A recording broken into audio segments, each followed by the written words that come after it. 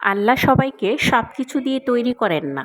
এই যেমন যাদের বাড়ি গাড়ি টাকা পয়সা সবকিছুই আছে তবে তাদের মধ্যে সুখ নেই। আর যাদের টাকা পয়সা বাড়ি গাড়ি নেই তাদের মধ্যে সুখের অভাব নেই। কিন্তু স্বপ্ন পূরণের কোনো টাকা পয়সাই তাদের কাছে থাকে না।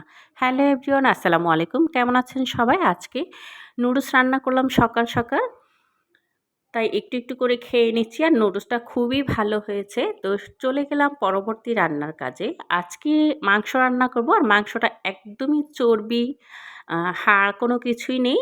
এরকম হাড় এবং চর্বি ছাড়া মাংস কিনতে টাকা একটু বেশি লাগলেও এটা আমার কাছে অনেক বেশি ভালো মনে হয়। তো চলে গেলাম পরবর্তী কাটাকাটির মধ্যে। তো মাংসটা কেটে নিচ্ছি, সাথে আলু, পেঁয়াজ আরও যা লাগে সবকিছু কেটে নিচ্ছি। এরপরে চুলায় বসিয়ে দিলাম মাংসটা।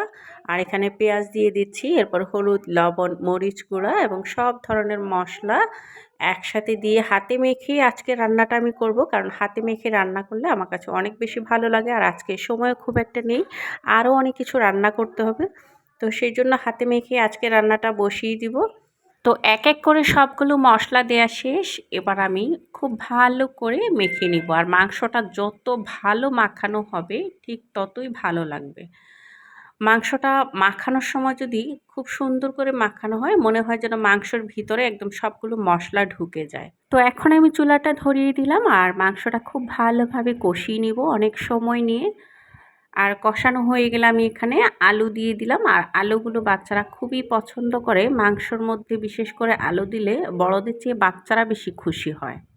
তো আলু দিয়ে আমি খুব ভালো করে এখানে কষিয়ে নিচ্ছি।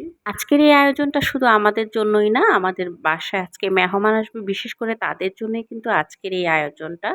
তো গরুর মাংস অনেক সময়ই কষালে খেতে অনেক বেশি ভালো লাগে। আর এদিকে আমি শসা কেটে নিচ্ছি, যেহেতু মেহমান আসবে শসা সালাদের জন্য কেটে নিচ্ছি। আর এদিকে কষানো হয়ে গেল প্রায়। এখন আমি ঝোল দিয়ে মাংসটা আবারও নাড়াচাড়া দিয়ে ঢাকনা দিয়ে ঢেকে দিব। আর এদিকে আমি পোলাও রান্নার জন্য সব মশলা একসাথে অ্যাড করে তেলের মধ্যে ভেজে নিচ্ছি। এরপরে আমি পোলাও চালটা দিয়ে দিচ্ছি। পোলাও চাল দিয়ে পোলাও চালটা অনেক সময় নিয়ে ভেজে নিব, তাতে পোলাওটা অনেক বেশি ঝরঝরা হবে। এরপর পরিমাণ মতো পানি দিয়ে পোলাওটা ভালোভাবে নাড়াচাড়া দিয়ে দিব। আর এখানে আমি ডিমটাও ভেজে নিলাম। তো এবার ঢাকনা দিয়ে ঢেকে রাখবো কিছু সময়ের জন্য। পোলাও হতে খুব বেশি সময় লাগে না। আজকের ভিডিওটা এই পর্যন্তই। দেখা হচ্ছে নেক্সট কোনো ভিডিওতে। সে পর্যন্ত ভালো থাকবেন। আল্লাহ হাফেজ।